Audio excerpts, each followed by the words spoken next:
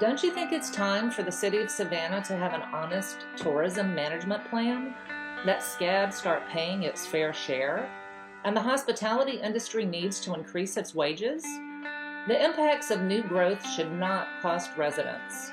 All local elected officials on council and commission should have term limits. We're working hard to accomplish these policies. We need your help. Please contribute whatever you can, $5, $10, or $20, by going to bettersavannah.org. Donate. Thank you.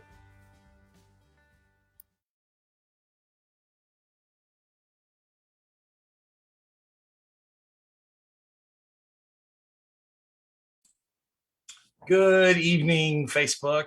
It's Chuck, John, and Carrie here at Better Savannah. It's Thursday, April 8th. We've just sat and watched a grueling 4.5 hour city council meeting in which the last 2 hours were surrounding the special use permit issue that we've been covering for property that is commonly known as the Weeping Time on the west side that is being sought after for a special use permit by the Salvation Army for their transitional and homeless housing shelter that they have planned. Yeah.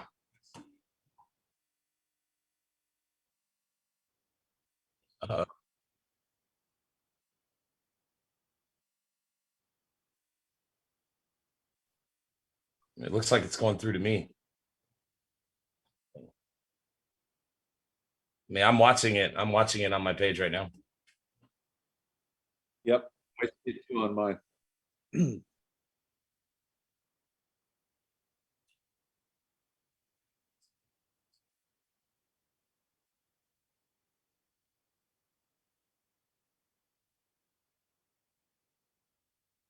Yeah, I'm sure we're getting some lag here.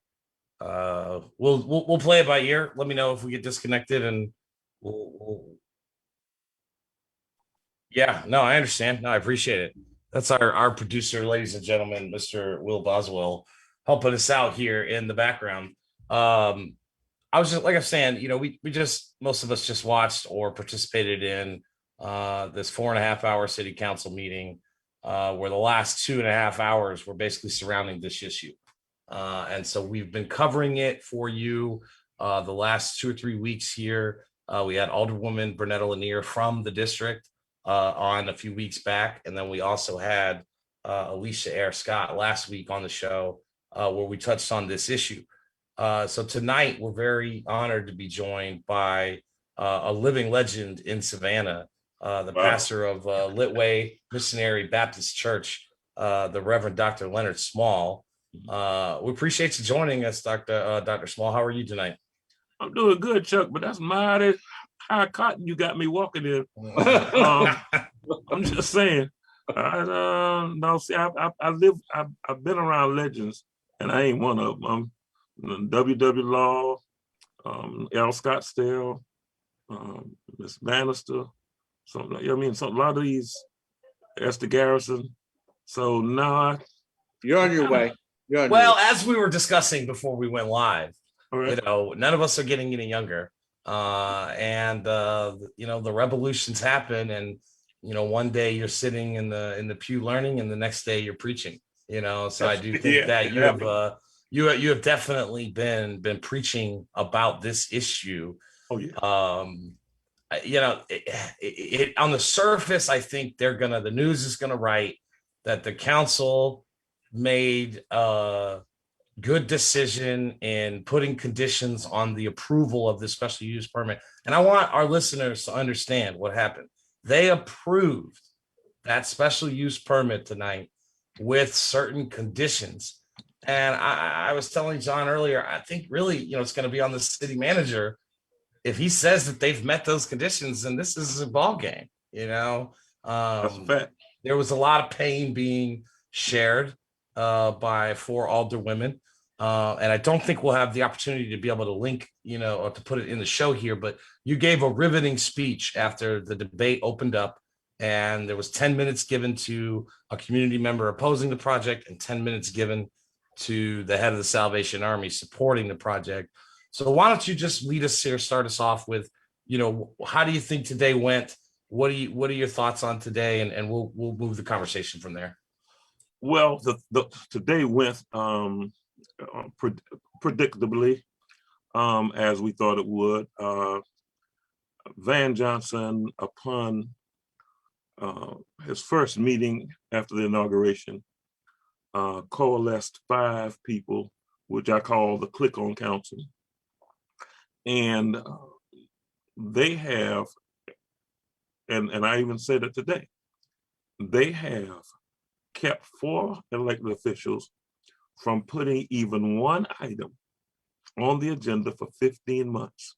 And they have nothing significant to show that they've done for the African-American community, which is the majority of Savannahans.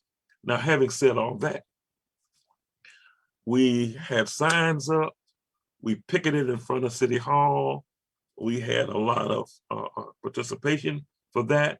We had another contingent of people, about 20-some people, who went inside with these, let me show you my shirt with my Weeping Time, Property is Sacred, Sacred Ground t-shirts. And so I was pleased with what we did. The outcome of the vote was predictable because, like I said, of the Click-On Council. I think the statements I made actually may have shaken to some degree the resolve of the captain in charge of the Salvation Army. I think he may not have known. I'm hoping that what I read was correctly in his posture. He may not have known the stridence of the circumstance in its fullness. So I'm going to make an effort to actually see him. I'm grossly disappointed, as I have been, with people that I helped to get elected, who I recommended, and probably, and I don't say this facetiously or conceitedly, but they probably would not be elected to city council without me. And I'm talking about Dietrich and Linda. Now, the bottom line facts. And so they have been woeful disappointments. And I am thoroughly pleased with, I've still got what I consider 4 Fannie Lou Hamers, and Dr. Stella Chavez, Alicia Miller Blakely, Keisha Gibson Carter, and Bernetta Bryant Lanier. Why all I've got 3 names? Okay, I'll leave it alone. If 3 out of 4, I've got 3 names. Yeah. So we'll work on that. But I'm just, I think the effort was a success for what we aspired to do. And I just need everyone to know that the fight's not open till I say so. And that's how I feel about stuff. And like I said, John has so much history with me.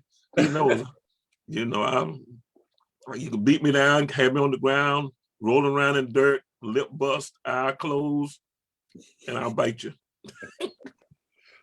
Well, maybe it would be worthwhile to spend a second for our viewers just to go back and touch on that pivotal November 2019 election, which produced Dietrich Leggett, Linda Wilder Bryan, Nick Palumbo, and Curtis Pertke. And before you respond, both your organizations and ours supported many of these, because lest we forget, you brought this up on your show about John Hall and political disagreements, and we both opposed him. He lost, it seems like we're gonna, it looks like it, I haven't yet said that publicly, but I'm just interested because, again, we're part of this community network of organizations that supported many of these candidates, because the last council was brazen. They were brazenly, pro downtown and pro business. And now these ones want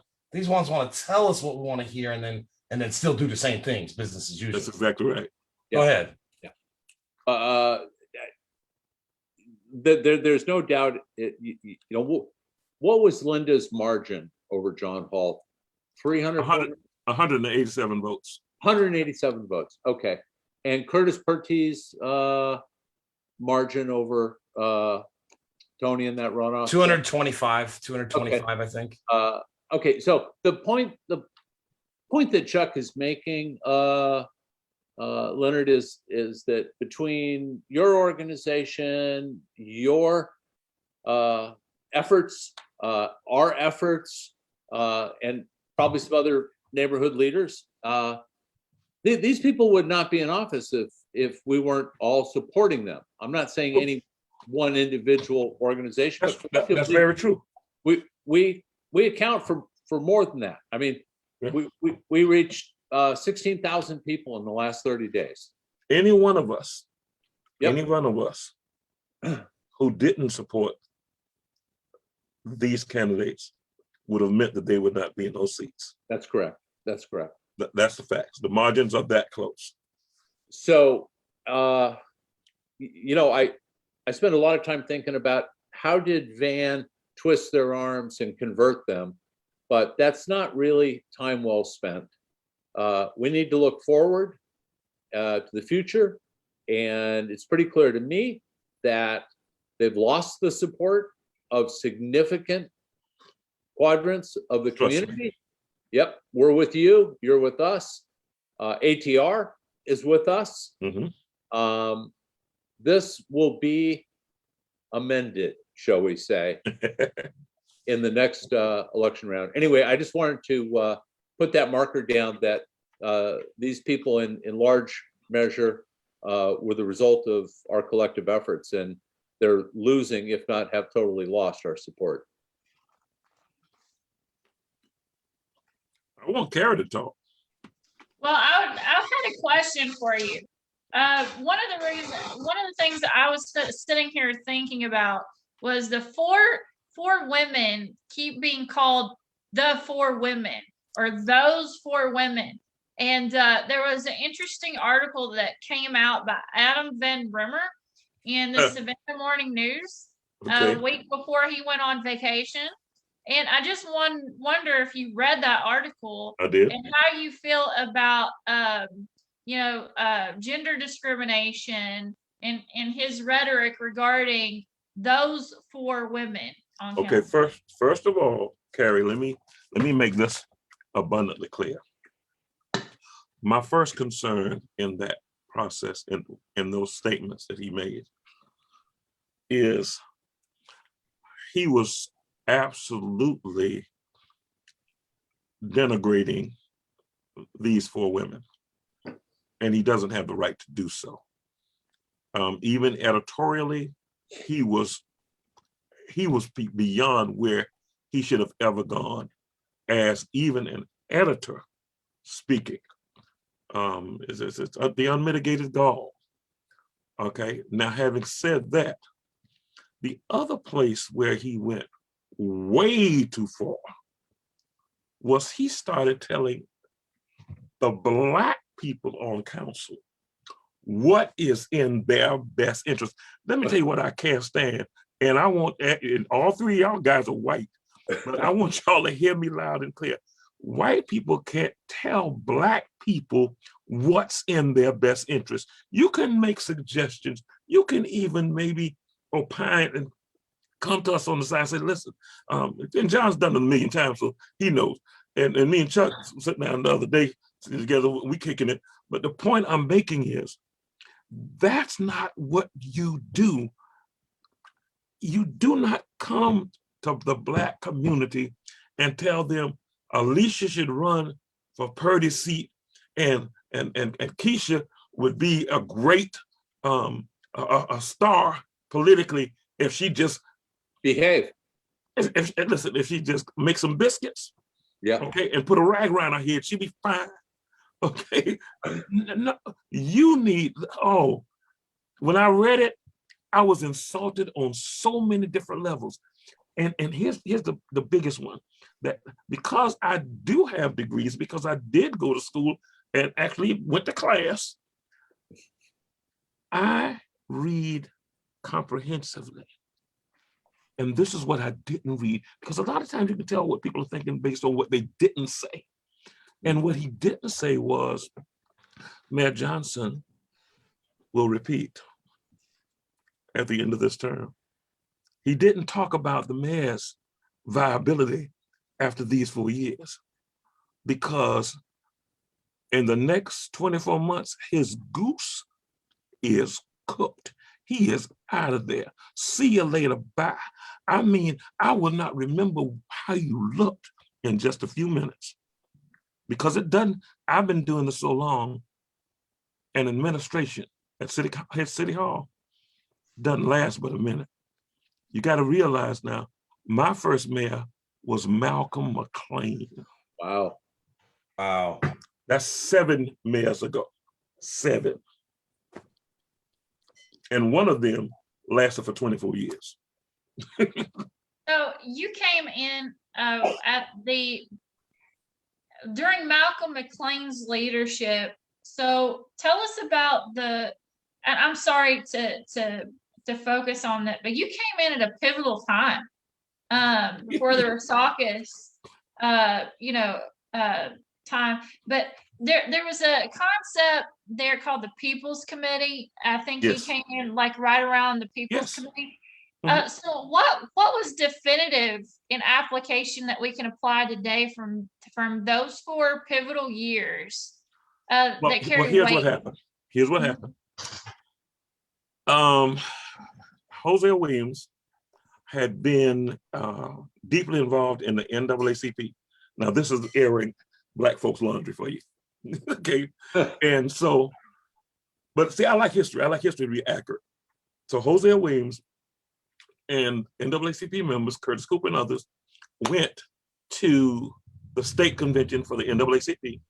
And Hosea wanted to become the 3rd vice president of the NAACP statewide.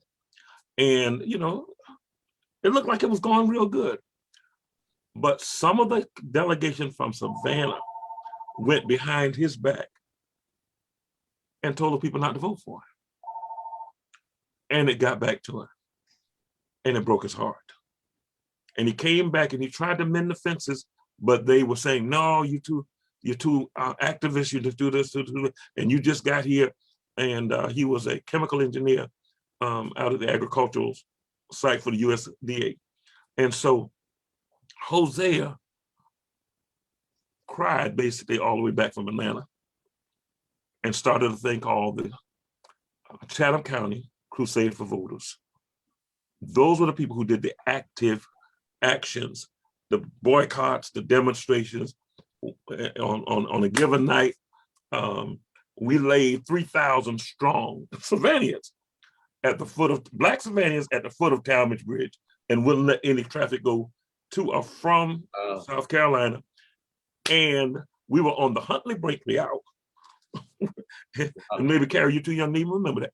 But I'm just saying, but we were on the Huntley Brinkley Hour, and Hosea was doing so much with these nightly marches and these active demonstrations that the white citizens, the chamber and others, called WW and the NAACP, who wasn't wanting to do all this rabble rousing, and they came to some agreements.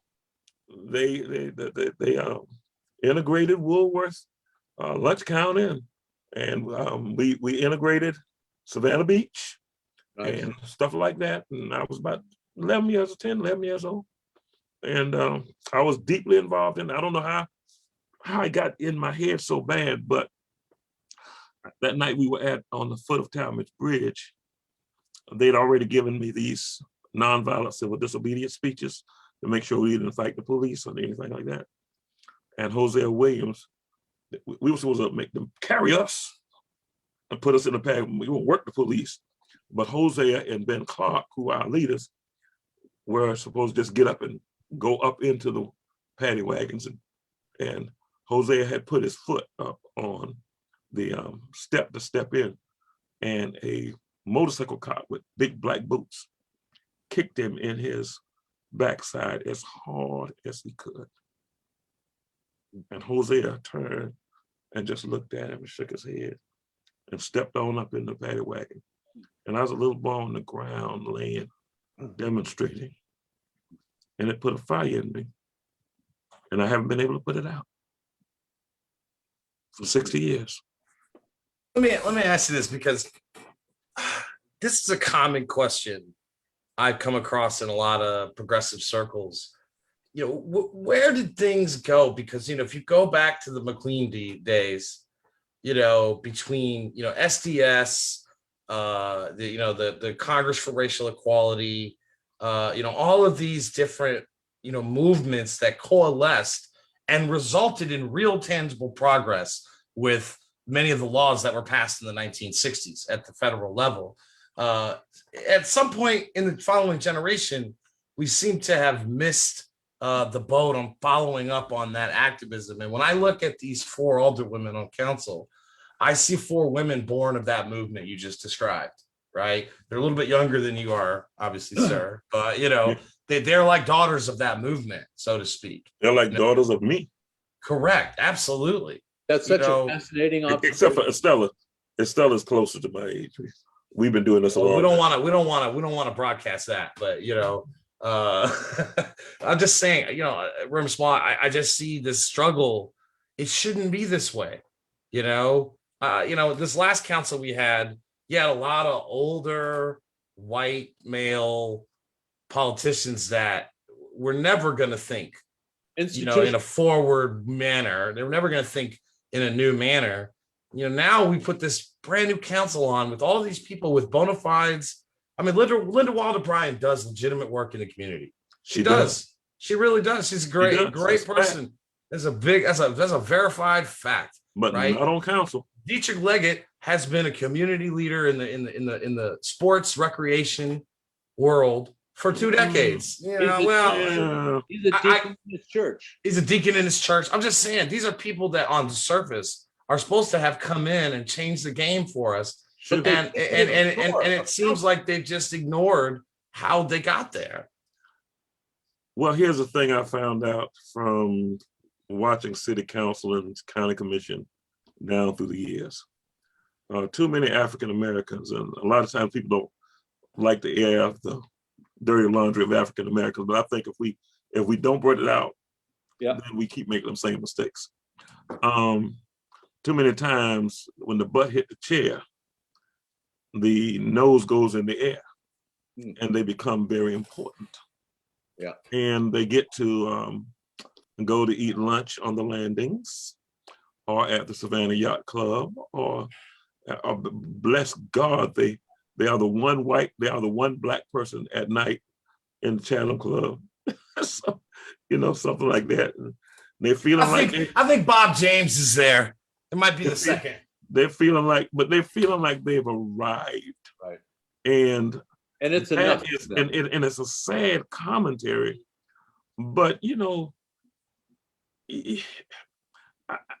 I guess because I came up through the ranks in the movement, no matter what you do, there's something else to do, and it wasn't you anyway.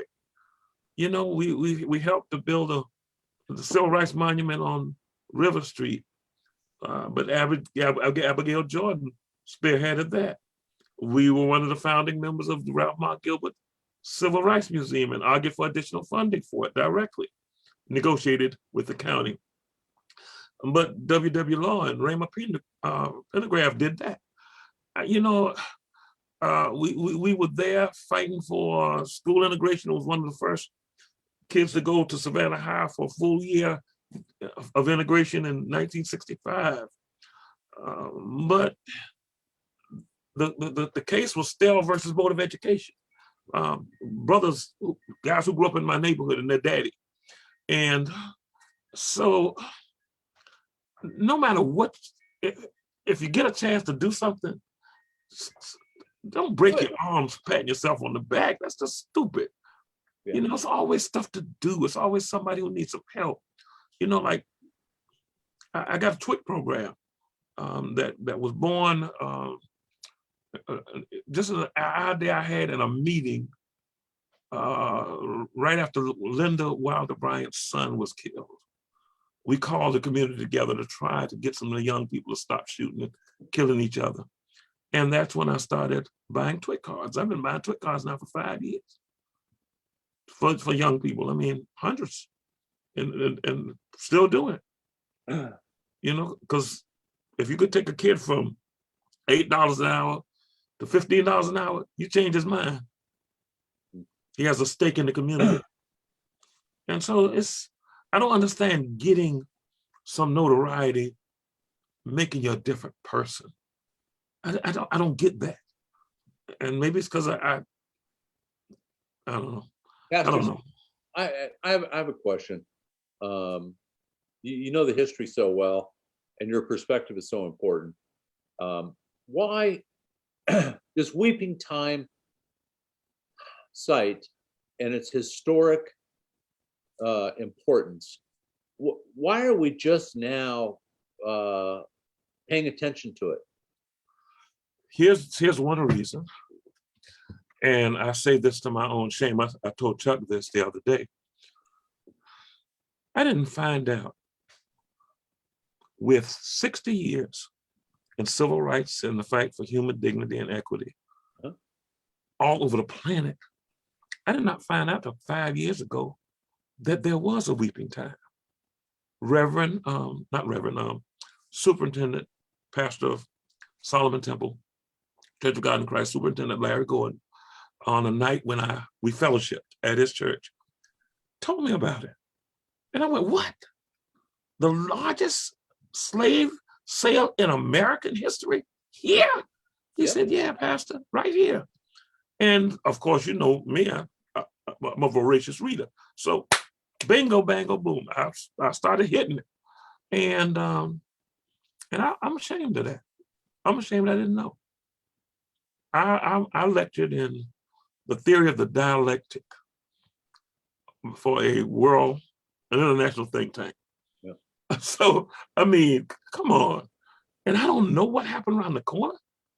I'm ashamed telling you guys this. I did not know. We should all be not only curious, but kind of furious that this all surfaces, yet it's been there, you know, for 150 years. It was what it was. And, you know, we've had administration after administration here that had an opportunity to lead us to the right path on what to do with this important site, but it never got done. And now it's getting done. It's getting shoved down the residents' throats. It's and today we learned that Buddy Carter made calls evidently to HUD, and HUD made calls to the Housing Authority, and they got it special classification or dispensation so that it wouldn't have to be appraised and put out to bid. It got to be narrow tracked into the Salvation Army. So, but here's what we're gonna do about it. All right, tell me. Okay. The Salvation Army is a good. Did I say good? Yeah. Good organization. Salvation Army also, because I've worked with the Salvation Army now. John, you know, at the time, for 20-some years, I had a Christian drug intervention program that helped thousands of people get off drugs and back on life. And I worked hand in hand with the Salvation Army doing this. People who were on drugs would come from the Salvation Army to my house because it was a residential treatment program. And we ran it not with federal funds, local funds, or tax dollars. We did it off the muscle. We were able to do it. We could afford it. We did it. Helped bunches of people. But here's the thing. Salvation Army is not going to want this in their repertoire or their reputation scheme. They're not going to like this. So I'm going to go to Captain Egan, who I saw today. I don't know the man, but after I spoke, I noticed he had a hard time getting started. I'm hoping that there's some empathy there. So I'm going to go to him first, and then I'm going to go to his boss and his boss, and boss. And we're going to see if we can get some kind of reasonability out of this. Now, what most people need to know is this is not being driven by the Salvation Army. This is being driven by the Savannah College of Art and Design. Plain. I think we got to look at who's on the board of the Salvation Army. What connections are there? You know, it strikes me as more than coincidental that in 2016 and 17, you got Congressman Buddy Carter pushing HUD. What's happening along the Montgomery Victory Corridor in 2016, 2017? SCAD is buying up all those properties that had turned into what's now that new dorm at Victory in Montgomery. So, you know, again, do I have proof that this is how this went down? Absolutely not. It just seems all too coincidental that these things are happening simultaneously, and they end up leading 5 years later when the record comes out. And it's like it's too late to stop. The train's left the station. Nah, it's not too late. Well, I don't do too late. Let's just say, Pastor Small, the train has, for conversation's sake, left the station. Chuck and I were hoping that with the next election cycle, we put a real majority on council. Oh, yeah. And as we learned today in the city council meeting, we can't use eminent domain above our station. That is, the city can't use eminent domain on the state or the federal government, right? True. So by the time the next election comes around, that property will no longer be owned by the federal government. That'll be privately titled. The Salvation Army. To the Salvation Army. We put the right people on council. We will use eminent domain, reclaim that property, and restore it to its proper position. I mean, the message should be clear. Don't pour too much concrete. Right. Don't rush that project, because we're coming to get that back. And to say that we can't is ridiculous. It is not what eminent domain law is. That's a legitimate, sacred piece of land. We should buy that piece and the Bradley owned property, the Blythewood property. That is the rest of it. We should buy both of them via eminent domain and preserve it. Well, here's the thing. The oldest maps, and anybody who knows anything about buying and selling real estate, know that the oldest maps that you can find are the ones that govern the circumstance. They were arguing today off something drawn up by the MPC or something. And those were not the oldest maps. The oldest maps can't come out of the Georgia Historic Society.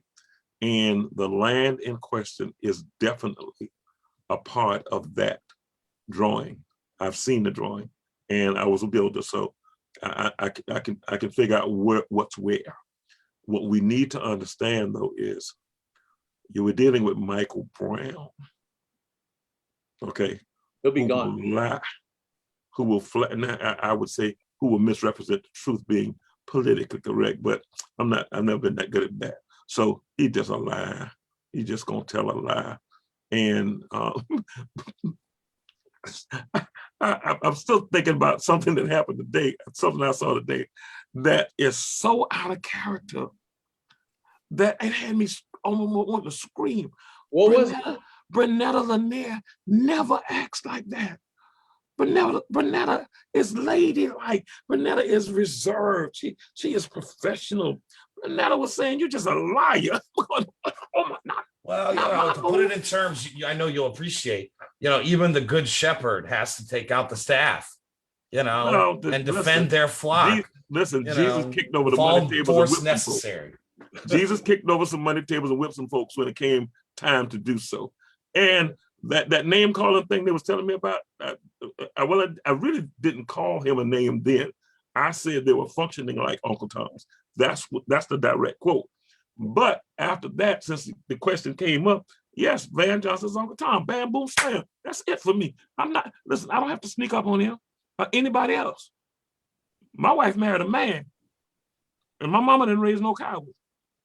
So these are just raw bone facts. Now, the thing that you really need to know on this particular incident is, no matter what happens, no matter what all they do between now and the next election, they're gone. Dietrich's gone. Amen. Linda's gone. Purdy's gone. Palumbo's going. We already have a candidate for Palumbo. Nice. Seal it about. Now, having said all that, and I want people to hear this, this is not about personal vendettas. This is not about me not liking the people.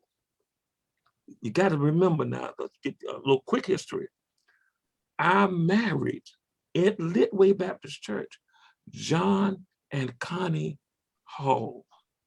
They've been members and family members in Litway for the 38 years I've been there. They've been attached, not necessarily as direct members, but their families all, seeded through the place completely. Here's what you need to know. When he voted for the fire tax, that next Sunday, I told the church, he's not going to be our alderman anymore. And he's not. And I told Linda, don't worry about it. Don't run against Carol Bell again. Run against John Hall. I did that. And I said, and John Hall don't like this, I said, he's low-hanging fruit. We'll get him. No problem. Just do what I tell you, Linda. Linda and Dietrich and Alicia, along with Julius Hall, and I sat in meeting after meeting at Bond's restaurant and plotted this thing out. And people don't remember, but Dietrich, Linda, and Alicia made their announcements for their candidacies together in Forsyth Park. I remember, I was there.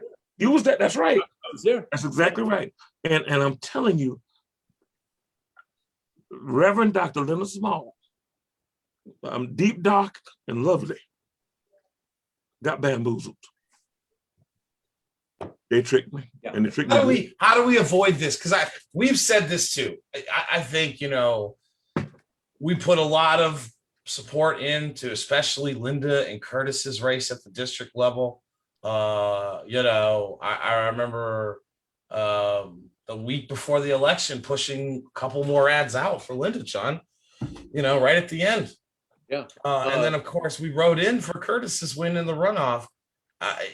In speaking in terms of with Dietrich and Linda, how do we avoid that again? Because all we could go on was the experience of, look, Dietrich had been running for 4 years. And what they told us. Correct. Okay, what they told us. Now, Linda's case was a pretty good case because Linda has and still does on a one-on-one basis, on a case-to-case basis, stuff in the community. She still does that. You can't take it from her. I would never.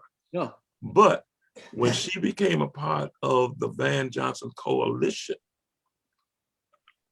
who is at this juncture blocking any real improvement in the lot of the poorest of the poor in Chatham County, in Savannah, that broke all that up. No matter what all you do on a case-by-case basis, we sent you there to set policies that will help the entire vote be lifted.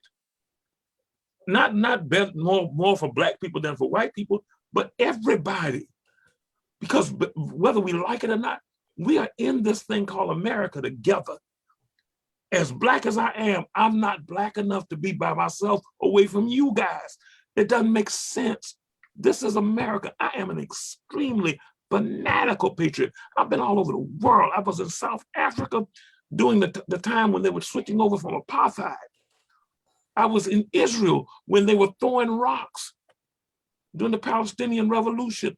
And when Yasser Arafat was in exile, I was meeting with the delegate, the Palestinian Liberation Organization negotiating delegation, advising them on nonviolent civil disobedience. So I've been around the world doing stuff. Yeah. And make sure you understand. You know what it teaches you? What? It teaches you we're all people. It teaches you that you gotta love everybody, and you got to. And my faith compels me to love the Ku Klux Klansman and feel sorry for him, because he's missing out on the joyous occasion of being my friend, like John is. Down through the years. And listen, we don't have to agree on everything. And he'll tell you, me and Johnny Wiltshire are, again, best buddies. When he finally got to become the sheriff and they were getting ready to do the ceremony, Leonard, you got to come. You got to come. You came to Al St. Lawrence's and he was the sheriff for 25 years. I need you to come. I need you to come. So I think I'm just going to kind of come and sit around. They tricked me. When I looked up, I'm sitting on the stage between him and his wife next to the judge. I'm going, I ain't got no business sitting between you guys. And his wife turned to me, who rarely talks to me. Nice, sweet lady. And she said, you sit where we say you sit. And I went, whoa. Because she understood how close we were and how far we'd come. So I need people to understand this is not just about Black. This is about brotherhood. This is about mankind. This is about even bringing some Republicans to the table and let's see what we agree on. This is not, it is an absurdity that the national political field is as stupid as it is in 2021. What are we doing repressing votes in Georgia in 2021? The weeping time was 162 years ago. This makes no sense. We're wasting energy. We're wasting time. We're wasting potential.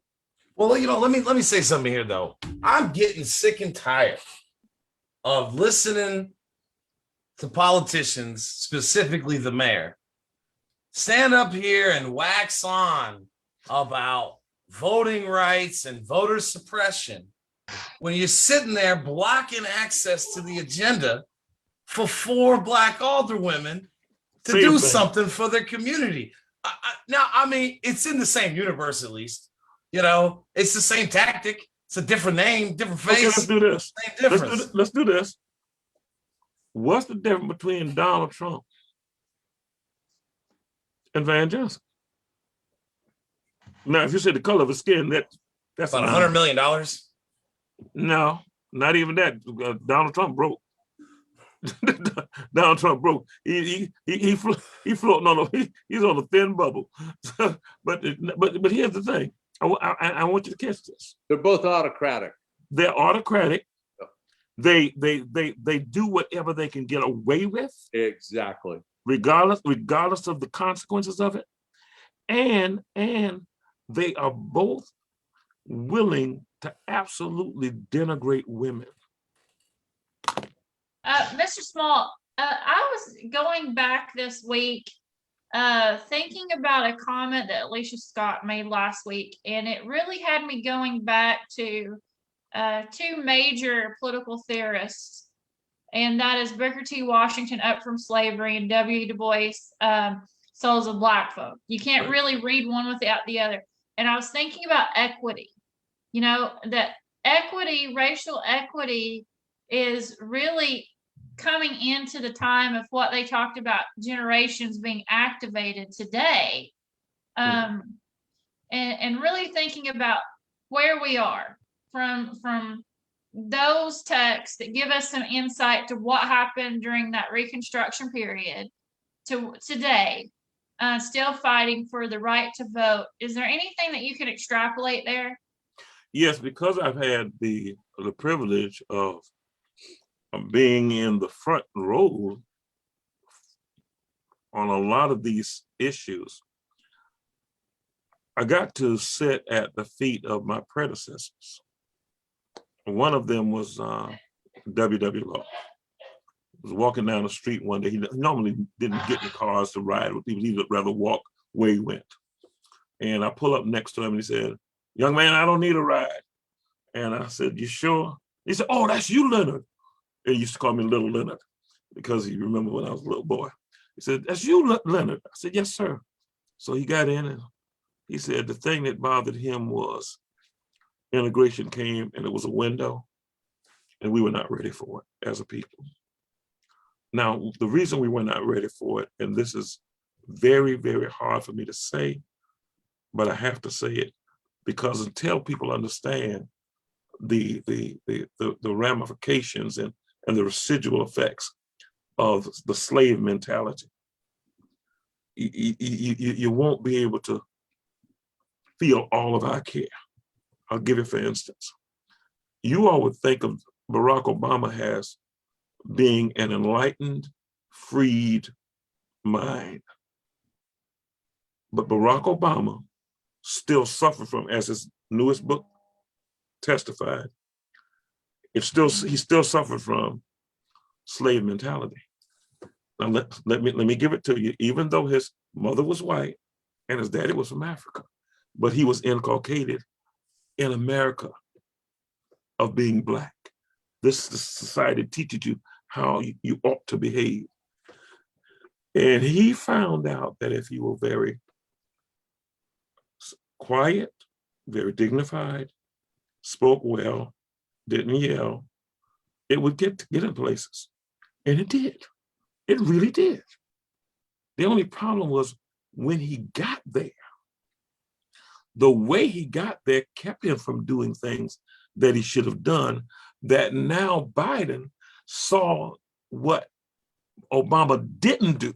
Right. So when he's achieved the COVID relief bill, he then sold it, because Obama, even in his book, this most recent book, said emphatically he did not feel it necessary to go around waving his flags. Black folk like to do things, and then we kind of, even me, will just kind of lower our heads and say, well, I'm glad I did it, and let's just keep it moving. Now, make sure you hear me. I'm very different than most Blacks in this sense. I went to white schools when only white people were there. And I heard things that were said that didn't match what my friends and my family were saying when we were eating at their houses. At their houses, we were told, get an education so you can get a good job. I went to Savannah High and went to the white guy's house, and that was nice enough to have me, which was strange at the time.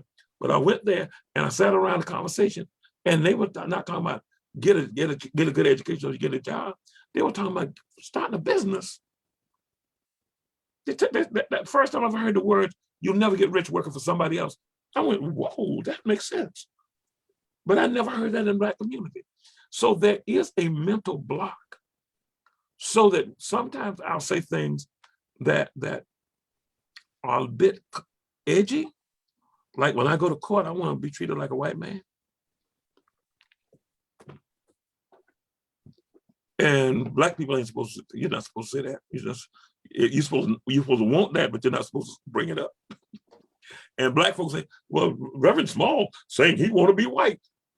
I didn't say that. I said I want to be treated like a white man. I want to believe that I could break into the Capitol and not go to prison. Those people believed and wait a minute, hold it, wait a minute, and did it.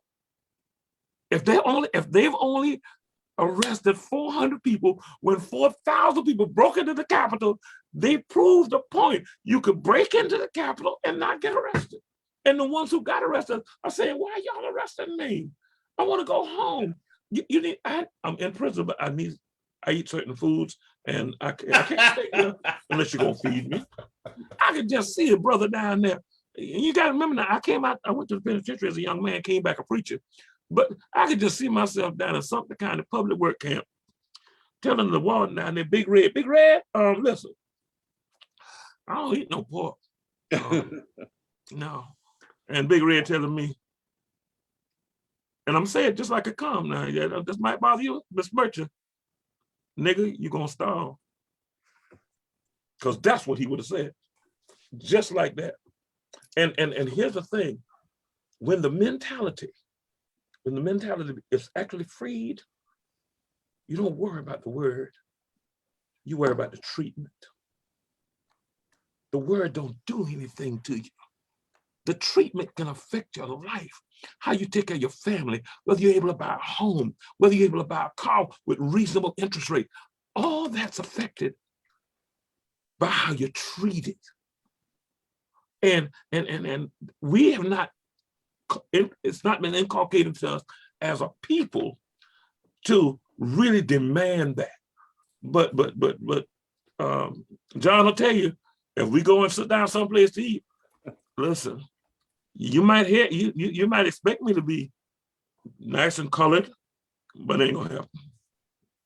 It's not gonna happen. And the longer you with me, the more you'll be able to appreciate the raw, real honesty. Because if you get in trouble, I will fight for you like a bear. That's the truth. Because Well, that's what let we me. do. I want to switch topics. We've been having a lot of conversations with other civic and political leaders about the future of leadership locally, and there's a glaring hole on the east side of leadership in that our state representative for the east side has not been to the session in 2 years now. I want to be as respectful as possible. Obviously, Representative Stevens has given a long career of service, but that we're about to go through redistricting, and he has not really participated in the session in 2 full sessions. He can't. What's the most respectful way for us to say this? Help me out here, Pastor Smalls. Okay, Mickey. Say what I want to say. Mickey Stevens better. and my brother Arthur, who is now suffering some degree of dementia. Okay, grew up in and out of my house. Mickey is a big brother to me, straight up. He'll tell you that without question. Mickey is my friend. Okay, can park buddies. Now, Mickey should not have run. Mickey should have called somebody, found somebody, picked somebody. Obviously Mickey is not going to win again. But obviously, you got to know I'm talking to people. You got to know I'm filtering through folk at this point. No, I think we knew you're in those types of conversations Chuck, too. We're in those conversations. But Chuck, you need to understand something. It is not easy. The travesty that we've gone through. I helped Dietrich and Linda. And I've talked to Linda on the phone once since she's been in the seat. And I have never spoken a sentence, a syllable with Dietrich Leggett at all. Now, having said that, yes, we have people in the wings. People are coming to me, asking me for consideration. I've got a few people that work with me who I will send into the neighborhood to see what they're doing, what they've been doing, what they've ever stood for, if they've ever helped anybody other than themselves. And trust me, I'll go through 15 people before I find one that I can consider, okay, let's talk. Let's see what you got. And that's the process. Linda got in on her track record. Dietrich got in with me because he had run against Mary Osborne the time before. And I told him and Alicia came to me and asked me to help him. Alicia Blakely. And I told Alicia, he can't win. And she said, oh, Pastor, he's right. He's this and that. And she was lobbying for him. I said, okay, listen, the boy gonna lose. And of course he did. And he lost, and then they ran again. And when he lost, Mary was up against Bryant, and Dietrich took all of his support over to Bryant, which made me crazy. And they exposed him for selling out basically. You mean Bill Durrance? You mean Bill Durrance, right? Not me, Bill Durrance. Yes, I was making sure. Yes, Bill Durrance, and he and Bill and those exposed him for having taken about $1,200 to. He said under the skies of 30 pieces of silver to pay off campaign debt, right? Yeah, $1,200. Come on, man, you can't do that. And so anyway, when the dust cleared, I told him then, I said, okay, you're wounded now. And he was angry with me at the time, but about a year or so later, we met. His daddy used to live across from my brother's house, and we saw each other. And I said, son, you're not finished. You're just wounded. You're not dead. You know, we'll lick off your wounds and you're still viable and I'll help you. And I did. But And that was a mistake. Reverend Small, Mickey Stevens. Mickey Stevens out of there. Okay. I mean, I'm telling you, I love this man like a brother. Understood. No, but it's not. You can't do politics like this. You can't do it based on you, my friend. We grew up together. So I'm not going to hold you accountable because I know you. Yeah, you can't do that. Yeah, you can't do that. And I'm telling you, there's literally not a politician that has known me as long or been as close.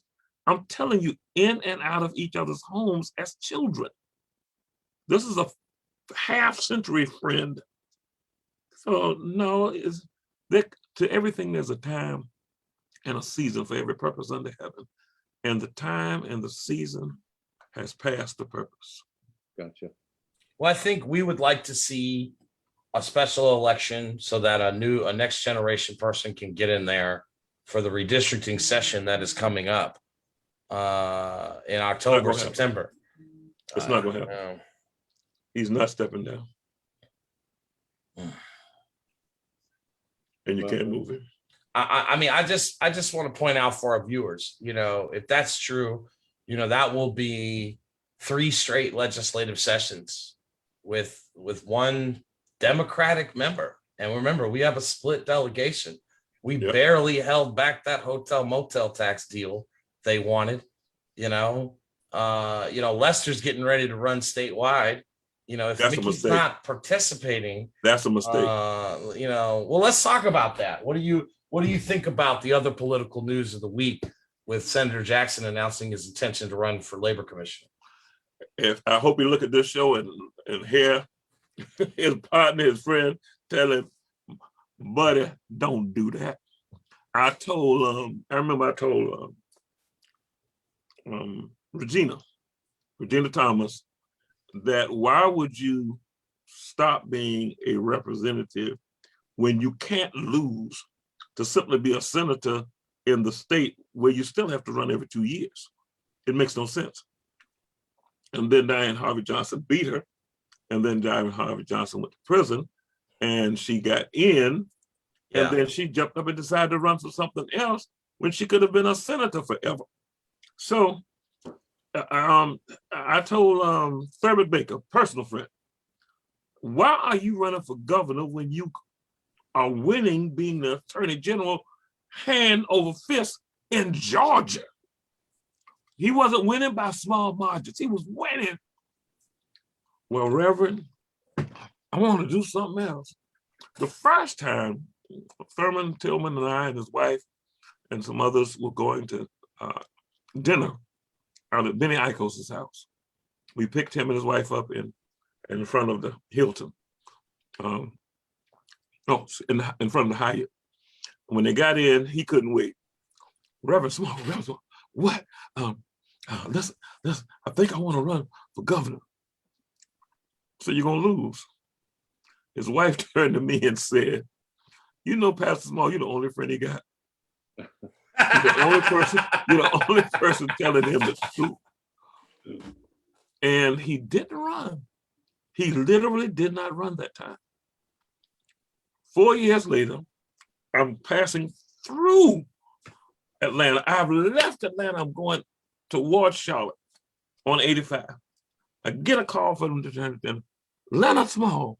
I need you, brother. I need you, Reverend, please. You need to turn back around. I got to talk to you.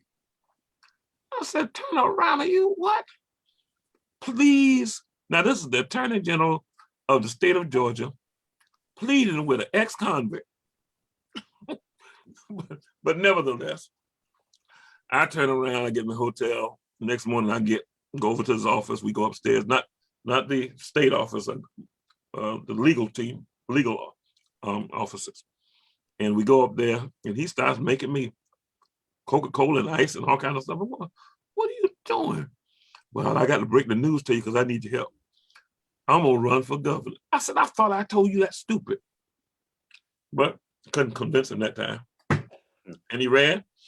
and I helped him, and he lost. Well, I think I will tell you, I think it's good for the party to have some geographical diversity. I think Lester unfortunately missed his chance to become Chatham County Commission chairman last year. And I think that probably would have been a better capstone move for us locally here. I am, of course, not happy with our current chairman. And I think one of wrong our with Cousin Chester. Oh, come on now. Where do you want me to start? We're not related. I'm just playing. Right, I understand, but I'm just saying. I think that a lot of our appeal at Better Savannah is people perceive or understand that we are not really beholden to any of these two parties anymore. Sure. We have an agenda. Our agenda is about 7 to 10 specific policy ideas surrounding good governance, taxation, revenue, and spending. Yeah. That will help others who have these other more detailed goals. I don't have a vision for West Side Savannah. I trust that Bernetta does. She does. Right? She does. But the things we're advocating for are tools for Bernetta and Keisha and Alicia and them to be able to do things that they know and have the experience to justify doing them. We don't have the ideas, the solutions. We just see where the inefficiencies are, right? Yeah. You're building $500 million a year, a new construction in this place, right? And we're getting zero impact fees. Now you go next door to Effingham, or you go next door to Bryant County and Richmond Hill, and these are Republican counties, Pastor Small. These are diehard Trump supporting counties, 75% or more. It is. Okay. That's and true. They have aggressive impact fee schedules. Do you know what else they got? They got lower property taxes. How about that? Well, here's the thing. Listen, the lower property tax has nothing to do with impact fees. Lower property taxes have to do with the fact that we spend our money like we're crazy. That's really, listen, okay. So the largest single project in the history of Savannah, the arena, is an arena in Savannah, Georgia, that's 56% Black, whose anchor sports team is a hockey team. That's right. Hockey? Minor league hockey team. Forget any kind of hockey. Okay. Hockey, I wouldn't care if it was the Blackhawks. You in Savannah. Secondly, all these Harlem Globetrotters we got here, we can't get basketball. But let me take it further. Secondly, here's the deal. The deal is we turn it over to some friends of the last city manager, and the deal is they're going to manage it. And if they have a good year, after we've spent $260 million, they're going to pay us back $5 million. Now, I want you to get this picture. You're going to build a house. You're going to pay $2.5 million, and the person who rents it is going to give you $50 a year. Yeah. Okay, that's the deal we've cut. We use eminent domain on Josie Shepherd, but we're renting the land to perpetuity from the Tenenbaums. That's right. That's right. So, and see, the thing is, like I be telling, it is extra. When people don't know this, people don't know how bad the deals are. People don't know how much money is being wasted. Now, why on God's green earth are we talking about putting something with canoeing down these little creeks that we got in Savannah? We're in flat land country. You're gonna have something where you get in a boat supposedly and go through Yamacraw Village? You dumb as a box of rocks. That's makes all right. I love this, what you just said about how dumb these deals are. I want to just tell a story, because a lot of people who know me, I kind of came big into the scene because of what's known as the DSA, the Downtown Savannah Authority. That's it. Yeah. Mayor Edna Jackson, in her infinite wisdom, placed me on that board at all of 27 years old at the time. And the reason is that nobody knew about it, Leonard. The Downtown Savannah Authority. I heard about it and didn't have anything. It had been used 3 times in the last 2 decades for the water filtration system, the big thing on President Street, right? That was Floyd and Otis did both of those rounds of that funding, right? And then there was something with one of the canals. We did one other issuance with, right? So there's we only had maybe 75, 110, like 100 million total based on these huge projects. And I remember when Edna put me on there, the only thing we did that year was she took a piece of the outstanding debt from Otis and we refinanced it because rates were lower at the time. Yeah. So we just had this old debt at 5%, and Edna just refinanced it, and it reduced our payments, it reduced our overall interest costs. It was a smart planning. Everybody refinances their house, to get a better deal, So all of a sudden, after Eddie Deloach won the election, I just remember all of a sudden I'm getting these emails about we're going to be meeting a lot more. And I'm going, man, what is going on? And so a lot of people don't remember these details, and you will. Who was city manager at the beginning of Eddie Deloach's term? It was not Rob Hernandez yet. It was Stephanie Cutter. Right? And our current mayor and our current mayor pro tem were very adamant that if the new mayor was going to fire this city mayor, because remember, Eddie said, you elect me, I'm firing Stephanie. She's going to go. And he fired her before he got elected. Before he was inaugurated, he said, you're done. And so Van and them said, well, look, she's got to have a graceful exit because she gave so many years to this organization. There's some truth to that now, right? But check this out, right? In April of 2017 or 2016, right? They finalized a retirement package for Stephanie Cutter. And 2 weeks later, Stephanie Cutter comes out with a recommendation for $38 million in bonds for Richard Kessler. Okay. All right. And John, you'll remember we connected big on this. I was fighting this issuance from the get-go because there was no community benefits. There was no concessions on local or minority participation on the construction of the project. Contractors. And ultimately I started getting called into the principal's office, like they say, right? Yeah. And primarily this was what's the old city attorney's name? Before Jimmy Blackburn. No. After Jimmy. Brooks Stillwell and Brian Foster, who is the banker, First Chatham CEO, long time. Wow. And they started dragging me down to City Hall about once a week, trying to get me to see the benefits. And this is that meeting, John, where Brian said to me famously, I know you're a retail banker, Chuck. Right. Basically I don't understand this deal. I know you're a retail banker. You're not a high level guy, but let me explain this to you. And at one point it just got said, well, if we don't provide this financing for Kessler, he's not going to be able to do the deal. And this is wow. So I just want you to imagine me going to my corporate underwriting department going, well, they don't have any more money, but they really want this house. They're good people.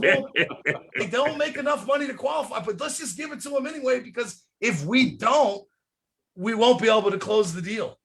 That's it. And that is the worst risk. That's Savannah. And I, for one, I don't know how Kessler's been making his payments the last year. I know they weren't making any money before January. I mean, really. And I heard twice from people on the inside of the city. Okay. He was 30 days late. I heard twice he was 30 days late the last year. Let me help you, Chuck. That's just one example of these horrible deals they do. But let me help you, Chuck. Go ahead. The art of this process is talk them into giving you so much they can't afford for you to go out of business. Yeah. Overly leveraged. Too big to fail. Yep. Too big to fail. Too big to fail and too embarrassed because you're stupid. Go ahead, John. A quick distinction here, and then I want you guys to keep talking about this, but we're talking about the type of leadership on council and the sort of uh, uh, goofy, stupid, strange deals that you guys are talking about, Dietrich Leggett and Linda Bryan ain't never going to question those. No. But people like Alicia, Keisha, Bernetta, yeah, they are going to ask. And I just want to illustrate that we have turned a corner with putting some people who aren't afraid to poke into those questionable business as usual practices, and we should be very grateful. Amen. That's So, right. Well, here's the thing. Here's the thing. We realized after the first meeting that we had a problem because Van took two people who had said they were going to be fair and equitable and put some salve on the wound of the poverty in Savannah. And it was obvious after that first meeting that that wasn't going to happen. I did not think that the recalcitrance would be still going on at this level 15 months later. I had no way or nothing in my past of all the governments I've dealt with, and I deal with city and county governments throughout southeastern Georgia consistently. And the difficulty is, like John was saying on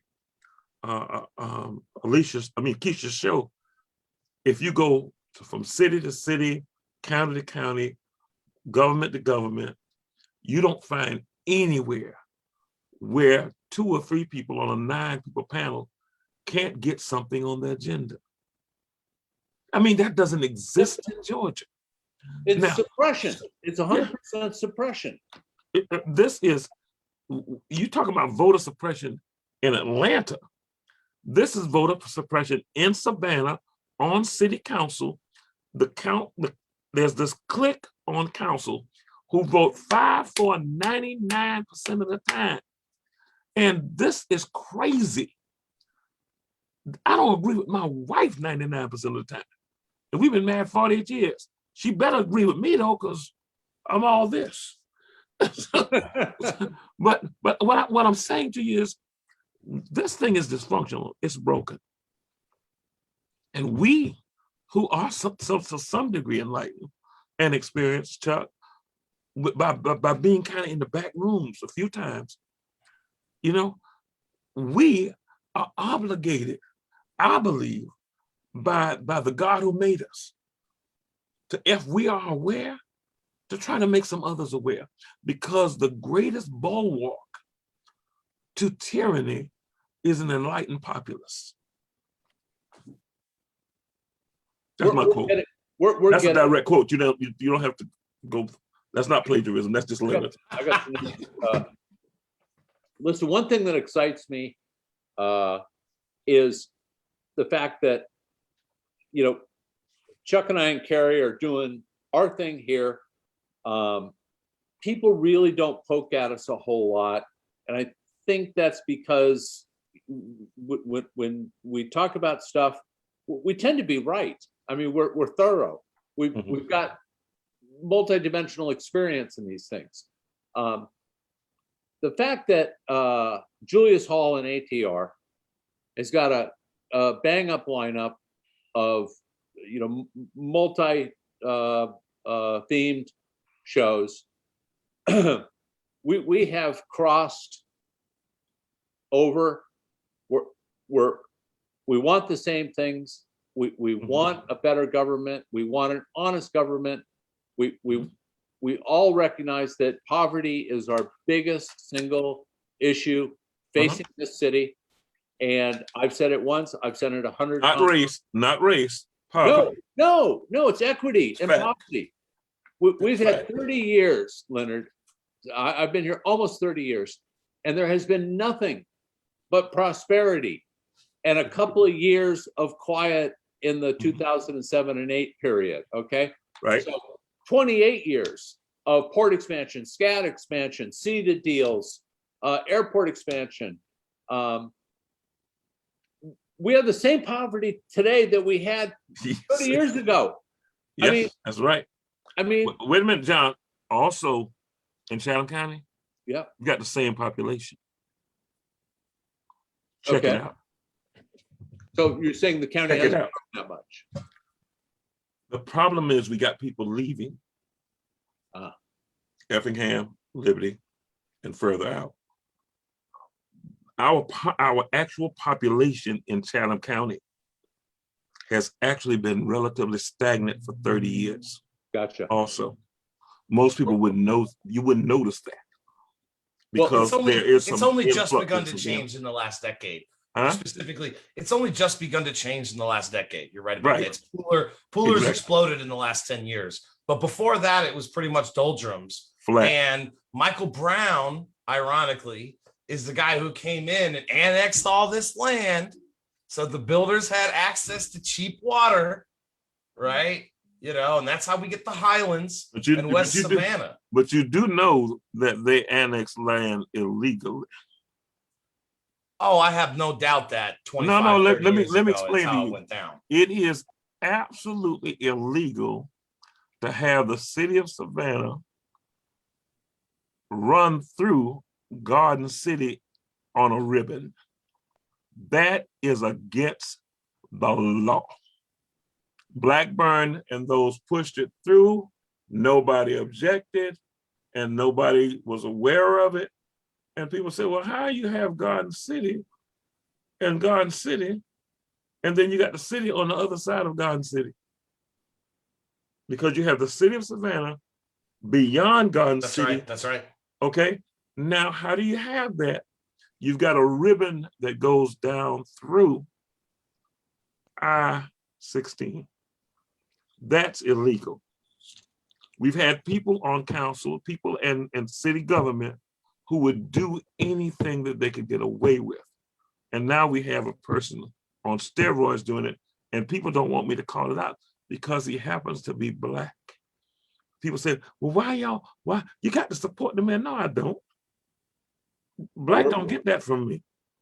No, you got to have some do-right in you.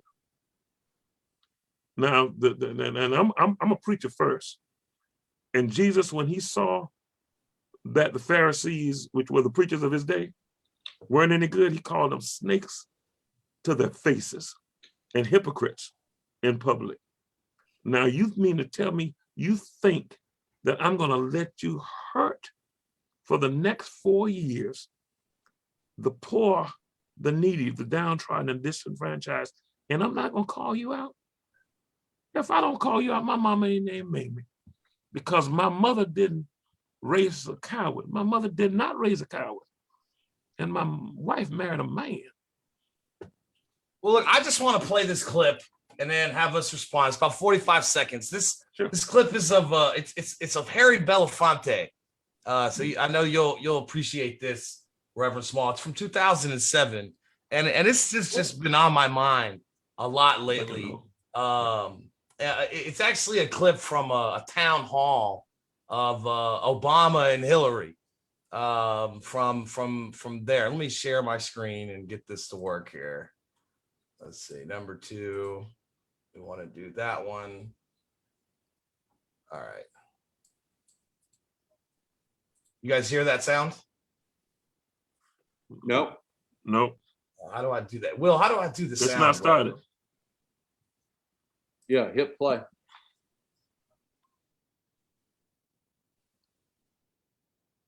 I gotta do the, I know I can do it.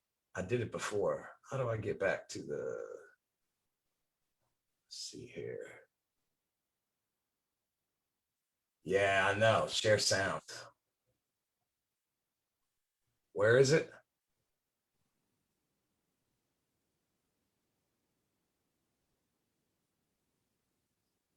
Yeah.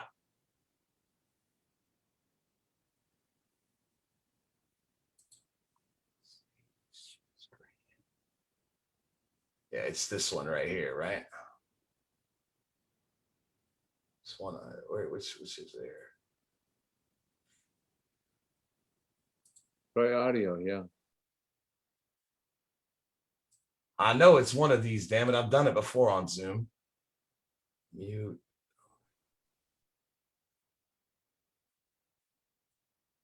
Well, that's unfortunate. I got to figure that out at some point here. Well, basically, that video is Harry Belafonte saying, you were saying earlier, Pastor Smalls, about the integration battles, right? And in this clip, and I'll put a clip in the stream, he's basically saying, I'm worried that we're integrating our people into a burning house, right? And he furthermore goes down to talk about politicians who make promises, and then when they walk into halls of power, they deny us, you know? And, you know, John and I gave Eddie DeLoach's administration hell for 4 years. You know, there is, if you live in Ardsley Park and you were going to those community events about the fire tax, you saw Eddie DeLoach wave his finger at me and call me a liar in a room full of like 300 people. Okay. You know, and for them to think that we're going to just stand silent and watch them make these mistakes, it's really unfortunate that they would think that. And I just think that if they think that we're letting up anytime soon, it's not going away. Well, you helped to stop the greatest theft in the history of the city of Savannah. The theft would have been in this form. $49 million would have been added to the coffers. You take $49 million and you go and float a bond at 3%. That $49 million per year will allow you to float a bond of $1.65 billion at 3%. Now, most people don't get those. Now, Chuck, here's, and John will tell you, one of my best friends was Jackie Summers. Oh, yeah. The reason Jackie and I were partners is because what you just saw me do, I do that in my head.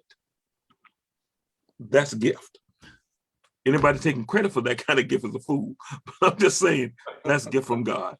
So here's the thing. Most people can't wrap their minds around that kind of money and that kind of process. Even if they understand balance sheets, they can't catch all that. And you in banking, so you catch it real quick. But the average citizen have no idea what they were really trying to do. They were thinking they was just going to get $49 million to spend. That was going to be the tip of the iceberg. And make sure you understand, race has a part in it, but the biggest part in it is greed and the hope for consistent domination. That's the real psychologically driving force. And what we've got to do as human beings is try to inculcate into each of us an idea that if we come together, we'll all be better together and happier overall. That's the difficulty. That's what eludes humankind, is that we're social creatures by design. And when we come together in fellowship and friendship and camaraderie, that's when we have our best joy. That's the priceless part of being a human. Mr. Small, you know, I was reading an article today on big cities, on new urbanism theory, and talking about the trajectory of emerging classes of people and upward mobility. And, you know, we often think about two schisms here of race, it's black and white, but in cities like Los Angeles and Savannah and even Atlanta, we have a multifaceted number of races of people. How do we break away from just seeing things through the lens of black and white and begin to recognize and the different folks that are here? You're not going to be able to do that in Savannah because principally you just got two kind of people. You got black and white folk. You got a small smattering demographically of others, but principally in Savannah, you got Black people and white people to this date. And you got some other people who have come here who were not quite Black and white, and they've either assimilated in one way or another. Now, our difficulty is, how do we do it? We start learning how to have these conversations. We start learning how to disagree on solutions and priorities, and work together on the things that we agree on, and compete on the things we don't. And this it's an exchange of the best ideas from people with the best intentions. I tried to put together a group. Last summer I was sick, or last spring I was sick with the liver cancer, but I was still trying to do some work and try to put together a group to Black and white to address the Confederate monument in the middle of Forsyth Park. I had some people who were the progeny of from the Confederacy, and I had some people who came in from up north. I had some Black folk, but what happened was when the whites started talking, and they were saying, well, why don't we just save this part of it or that part of it or that part? I realized we weren't going to be able to work together because they didn't understand. They had no concept. They had not been around Black people enough. They had no idea of what that monument meant to me. Their concept was clouded, and the cloud was just too thick. So I had to let it go. I've got a partner that we argue all day, every day. We talk to each other constantly. He's my friend. I love him. He is the lawyer who is representing the guy who took the video at the Ahmaud Arbery case. He's the former chairman of the Republican Party in Glenn County. He is my friend. I mean, my real friend. And he's a Republican. And he is, I don't want to say it like I said to him, but he is, well, I better go ahead and say it. He's still got racist tendencies. And I'd be beating him up about it. He voted for Trump again, just dumb as a box of, he got a brick for a brain. And but he's the same guy who went down with me to Ware County and fought to get her children back who was being taken advantage of, and fought like he was paid $1 million. He's the same guy who's right now trying to get a young man out of the county jail who they've kept for 3.5 years without adjudicating his case and wouldn't give him a bond. They've kept him for 3.5 years on a simple theft and would not. And I'm telling you, I used my money and that lawyer to fight to try to get him a bond. And Judge Pennyhouse Friedman would not give this boy a bond after 3 years in jail. He'd done the parole time for a 9-year sentence on a simple theft with nobody getting hurt. Now, so I've got a friend who has racist tendencies, who when I first met him, walked in his office, he had Confederate etchings on the wall. I'm going, what? You gotta be crazy. Well, no, that's our heritage. I said, nah, there ain't no hour in that, brother. No, that might be some history, but if that's your heritage, that means your forefathers left that to you as their ideals and their hopes and their aspirations, because that's what heritage is.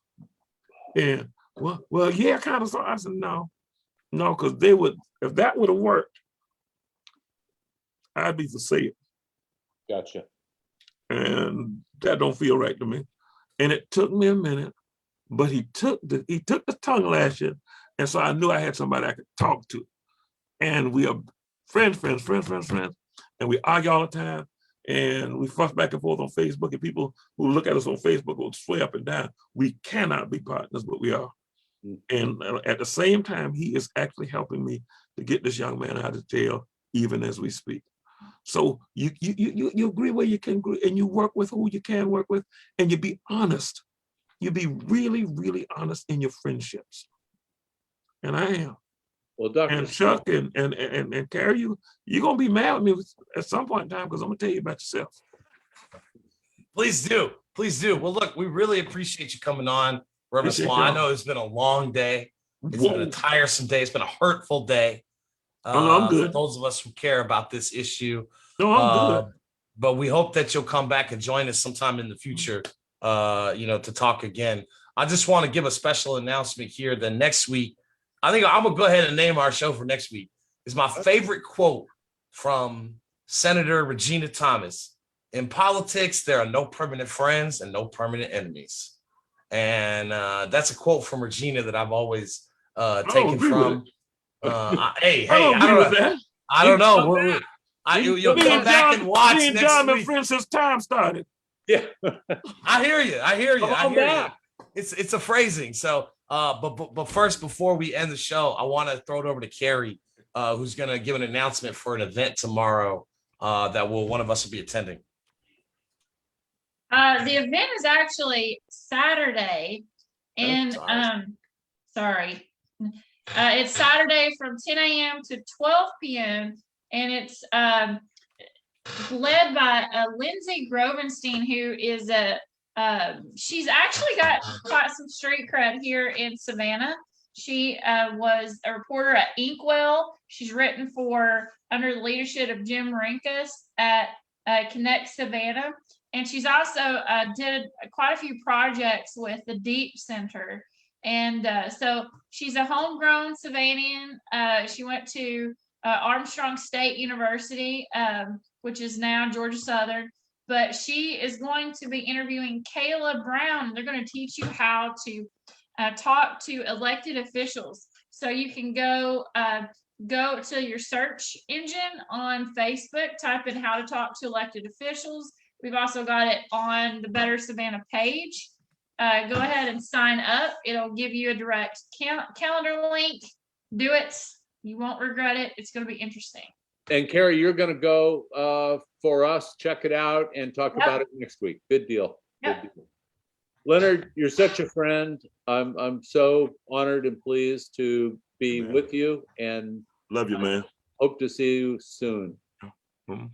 One last thing. If you really, really are in a season of fortune and you're blessed, please consider supporting our organization. Go to www.bettersavannah.org and make a donation. Become a member, a subscribing member, and we'll put you in our private group, our group chat, where we're always talking about stuff, and you kind of see some of the behind the scenes of how we produce our content. So we really appreciate you joining us tonight. It's again a tough day for this fight, but the fight continues, and we'll see you guys next week. Have a great night, everybody. Let me do something for you. One more. Next time I'm on, if you'll give me a heads up, I can simulcast it on my 3 radio stations. Oh, beautiful. Wow. Okay. Yeah, great. We'll look forward to that. Thank you for that. And thank you guys for tuning in again on our Facebook Live. Have a great night. Peace out. Bye-bye. Be blessed.